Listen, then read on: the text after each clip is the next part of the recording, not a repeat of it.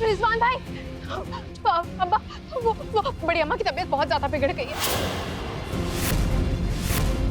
हमारे पास अभी अम्मा का फोन आया था, कह रही थी कि उनको बहुत तेज तेज सांसें चल रही है, उनकी तबीयत बहुत खराब हो गई है अचानक से।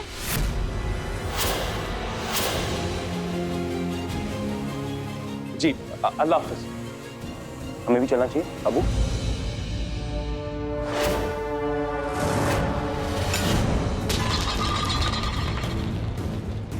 तुझसे मैंने बर्फ लाने को बोला था तो तुम ये छोटे छोटे टुकड़े लेकर आई हो। अगर हमें गुस्से का दौरा पड़ता है और हमारा दिमाग ठंडा नहीं होता ना तो हम किसी की जान ले सकते हैं। नहीं भाभी जान, हम बड़ी वाली बर्फ लेके आते हैं। आप रुकिए, हम लेके आते हैं।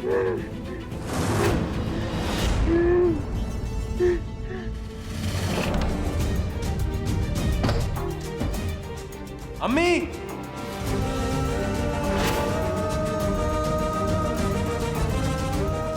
भाभी जान, आप ना लेट जाइए। आप बताइए दवाई कहाँ रखी है, हम दवाई देते हैं आपको। सारी जिंदगी जहर पिलाया तुम लोगों ने और दवा की बात करती है। हाँ? रिजवान, रिजवान, ये लोग धोखेबाज है, कमीने हैं, हमें मार देंगे, हम मर जाएंगे रिजवान, हम मर जाएंगे। शांत शांत। अम्मा क्या कर रही हैं? बर्फ लगा रही है, ठंड बैठ जाएगी उन्हें रात को। ख्याल रखने का ड्रामा कर रही हो। तबीयत खराब हो जाएगी। अम्मी, बड़ी अम्मा, हमें माफ करिएगा। दरअसल इन्हें गुस्से का दौरा आते रहता है। एक खास दवा है, हम उन्हें देंगे तो इन्हें आराम मिल जाएगा। छोटी अम्मी प्लीज देखिएगा। इसे कौन लाया यहाँ पर? इसकी वजह से मुझे गुस्सा आ रहा है। ये शहर काजी बनकर बैठा है।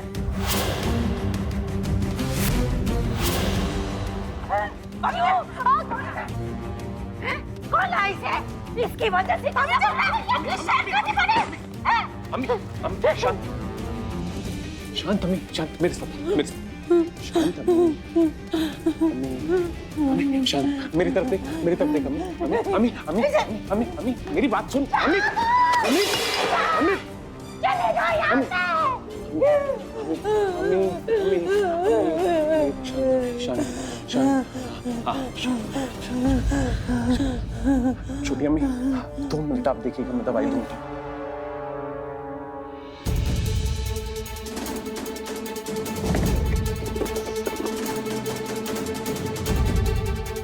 रिजवान भाई, बड़ी अम्मा को हॉस्पिटल ले चलते हैं ना?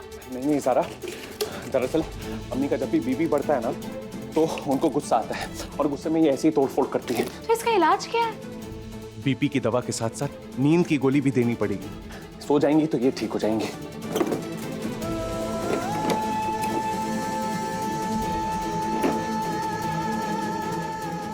सारा, केमिस्ट को फोन मिला दो प्लीज। जी, कभी। अरे आप दवाई किसी कागज पे लिख दीजिए, हम किसी को भेज के मंगवा लें। जी रिजवान मियां, आप हमें दवाओं का नाम लिख के दीजिए, हम लेके आते हैं। हाँ जी, जी।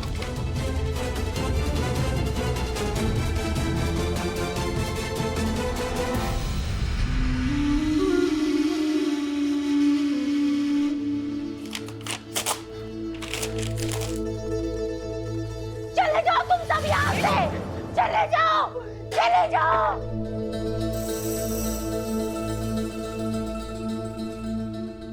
तुम जाओ यहाँ से। शांत, कबीर मियां हमें माफ करिएगा। दरअसल इनका जब बीपी हाई होता है तो इन्हें गुस्सा आता है। अगर इनका गुस्सा थोड़ी देर और रहा ना तो इनकी जान भी जा सकती है।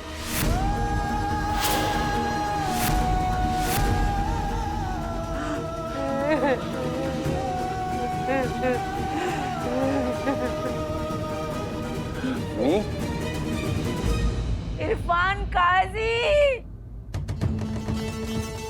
किधर है कमीने? यहाँ! बड़ी अम्मा, अम्मी तू हमें सजा देना। नहीं, तू नहीं, आज उस कमीने को यहाँ बिठा जिसने हमारे साथ अक्तलफी की है। तू बदनसीब, तेरा बाप बदनसीब, जिस शहरकाजी की गद्दी पे तुम्हारा हक था, उसने किसी और को मिटा दिया।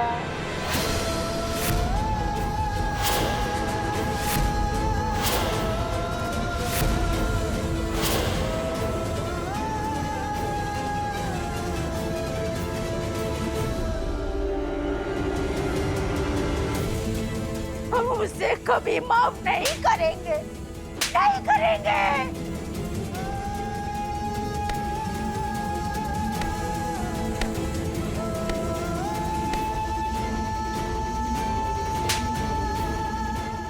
बस अम्मी नहीं, कबीर कबीर क्या कर रही है बड़ी अम्मा? बड़ी अम्मा छोड़िए, गुस्सा छोड़िए। चले जाओ यहाँ से। सब तेरी वजह से मैं जा यहाँ से, जा यहाँ से। रिजवान भाई, रिजवान भाई दवाई।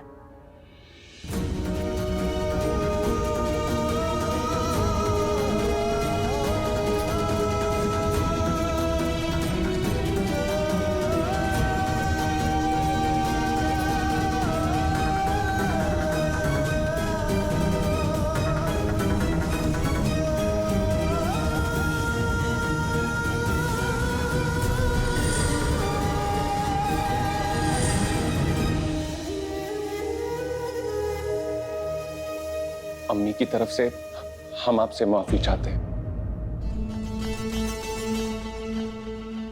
ये सो लेंगे और सुबह उठेंगी तो ये सही हो जाएंगे।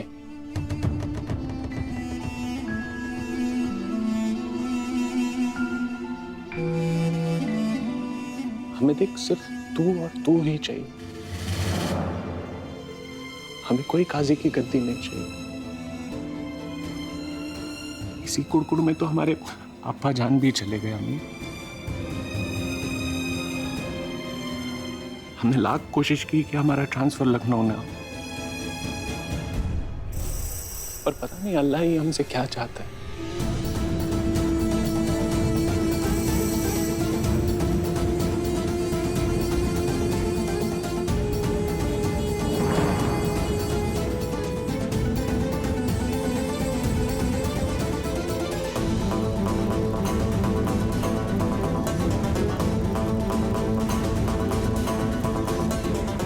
आइए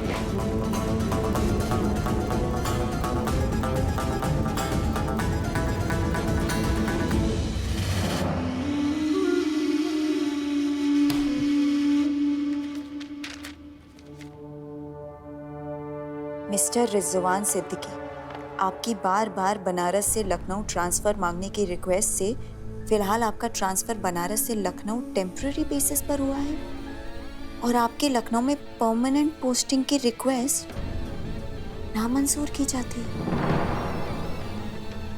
अच्छा, तो ये माजरा है।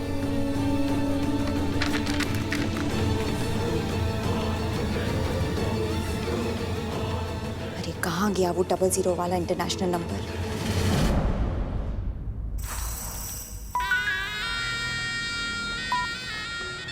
अस्सलाम वालेकुम। अरे भाई, लोगों की लॉटरी तो टिकट खरीद के लगती है, हमारी तो बिना टिकट खरीदे ही लग गई। इसकी हमें तलाश थी। वो आलिम हमें मिल गया है।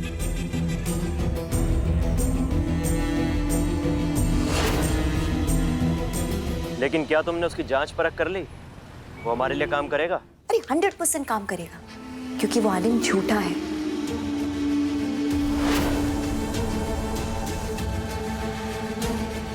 वो बहुत बड़ा ड्रामेबाज है।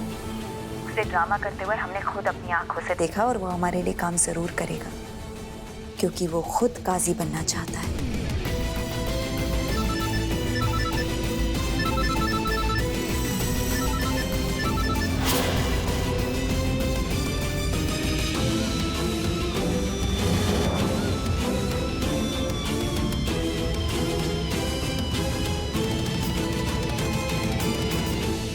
अच्छा, हम तुम्हें थोड़ी देर बाद कॉल करते हैं। अगर किसी ने पकड़ लिया तो हम तो मर ही जाएंगे। एक बात का ध्यान रखना, हमें इस नंबर पर दोबारा कांटेक्ट मत करना। जितने पैसे लग जाएं बता देना, हम ट्रांसफर कर देंगे। जी शुक्रिया।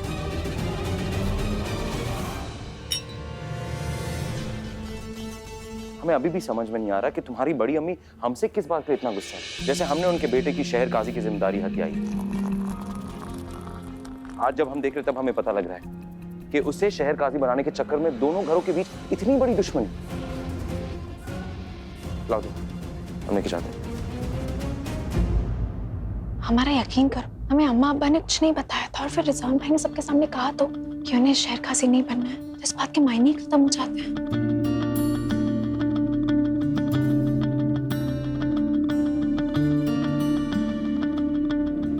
चाय।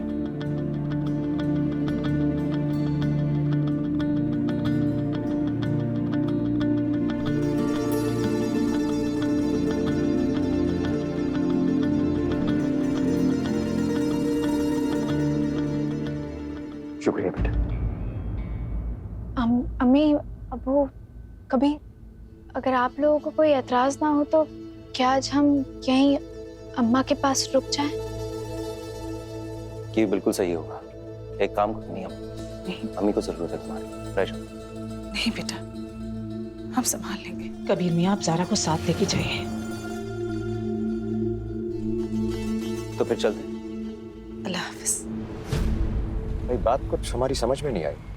वो तो रिजवान मियाँ वहाँ थे इसलिए हम काजी साहब से बात नहीं कर पाए, मगर ये अचानक सुरैया भाभी ने रिजवान के शहर काजी बनने की बात कैसे छेड़ी? ये तो गलत बात है ना ज़ारा।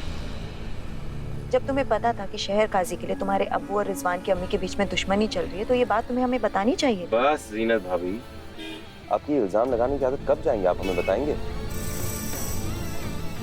ज़ारा ने सबके सामने कह दिया उसे कुछ नहीं पता, इसका मतलब उसे कुछ नहीं पता। जो भी हो, एक बात लिखवा लीजिए आप। अगर रिजवान की अम्मी को ऐसे 4-5 दौरे और पड़ गए ना, तो काजी साहब ने कबीर की जगह रिजवान को ही काजी बना देना। क्या बकवास कर रही हो तुम? कैसे हो सकता है? कोई राजाशाही थोड़ी चल रही है कि बेवजह मन चाहा तो मतलब काजी साहब ने अपने भतीजे को शहर काजी बना दिया। काजी इरफान के बाद अगर कोई शहर काजी बनेगा तो वो है कबीर, और ऐसा नहीं हुआ ना तो हम तो ईंट से ईंट बजा देंगे।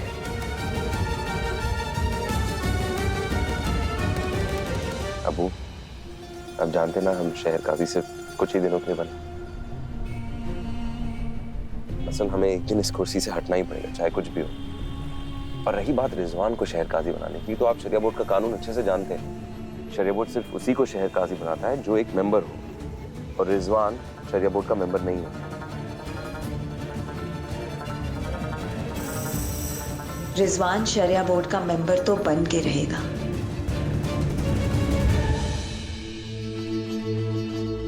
आमिर, ये कुछ पैसे और गहने हैं, कुल मिला के 7-8 लाख के होंगे। आप इन गहनों को बेच दीजिए, उससे आधी रकम तो इकट्ठा हो ही जाएगी। और गहनों का क्या है, वो तो फिर कभी आ जाएंगे।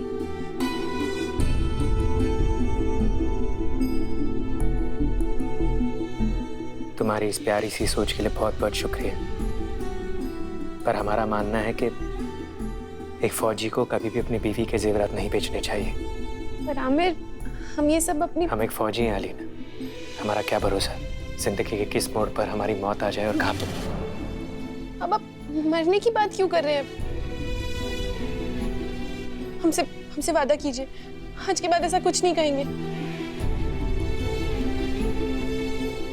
ठीक है अलीना, हालांकि इस वक्त हम बिल्कुल भी नहीं जानते कि हम इन पैसों का इंतजाम कहां से करेंगे। तुम फिक्र मत करो।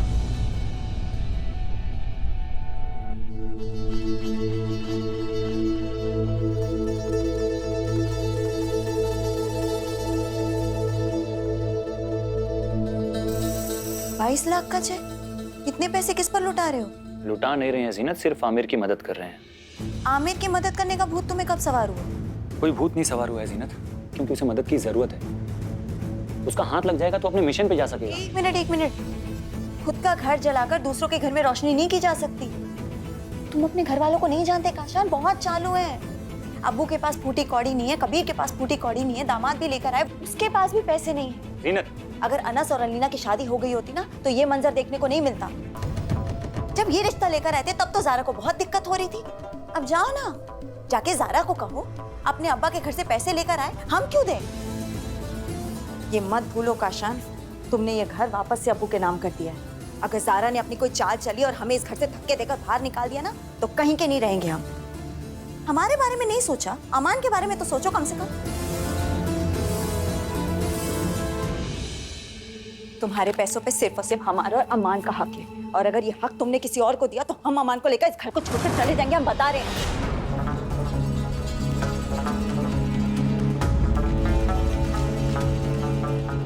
माफ करना जीनत, लेकिन अब हम तुम्हारी बातों में आने वाले नहीं है। ये बिजनेस अब्बू का है और उनका ही रहेगा। जैसे हमने हड़पने की कोशिश की सिर्फ तुम्हारी बातों में आके, अब जब अपने गुनाहों को कम करने की कोशिश करें तो प्लीज अल्लाह के लिए हमें फिर से उसी रास्ते पे चलने को मजबूर मत करो। हम तुम्हारे सर पे हाथ रख के कसम खाते हैं काशान, अगर तुमने अलीना या आमिर की मदद करने की कोशिश की तो हम अमान को लेकर इस घर को छोड़कर हमेशा हमेशा के लिए चले जाएंगे, और ऐसी जगह जाएंगे कि तुम चाह कर भी हमें ढूंढ नहीं पाओगे।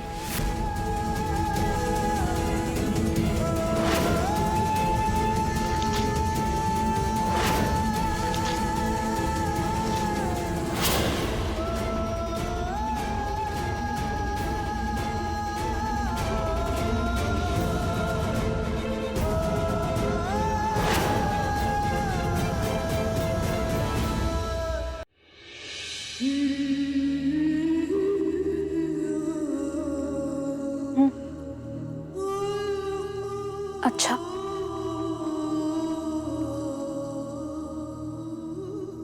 अब अलीना तुम परेशान मत हो, हम सब हैं ना तुम्हारे साथ।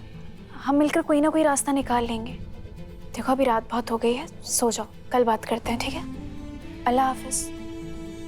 ज़ारा, अलीना परेशान है। बोलो ज़ारा, क्या हुआ?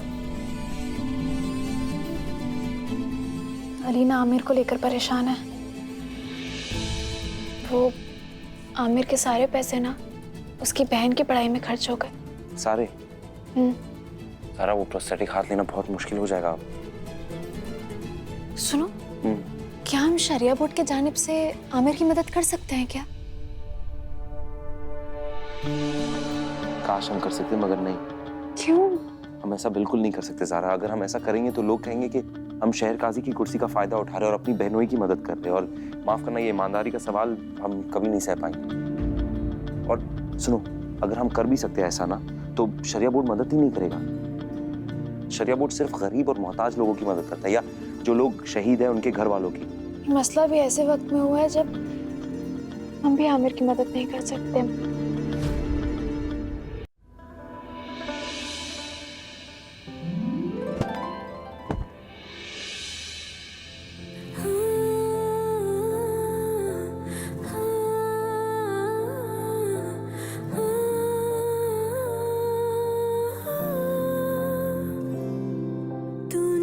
नज़्म सा मेरे होठों पे ठहर जा, मैं ख्वाब ख्वाब सा तेरी आँखों में जागू रे। तू इश्क इश्क सा मेरे रूह में आके बस जा, जिस ओर तेरी शहनाई उस ओर मैं भागू रे।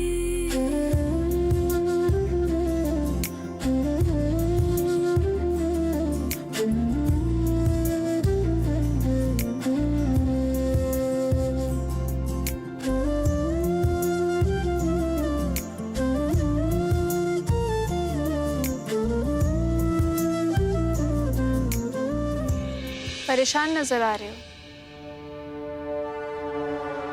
सब खैरियत है ना?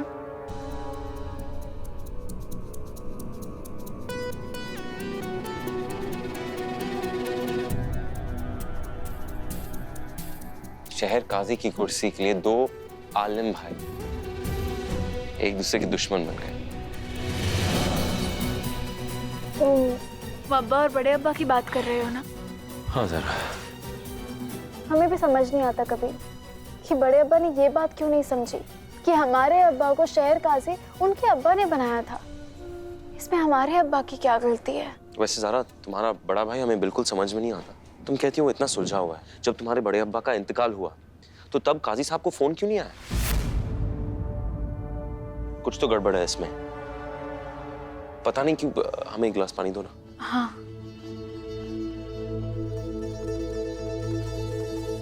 कबीर, बड़े अब्बा के इंतकाल से ना रिजवान भाई बहुत ज्यादा गम में होंगे, और बड़ी अम्मा तो चाहती भी नहीं थी कि हम उनके घर जाएं।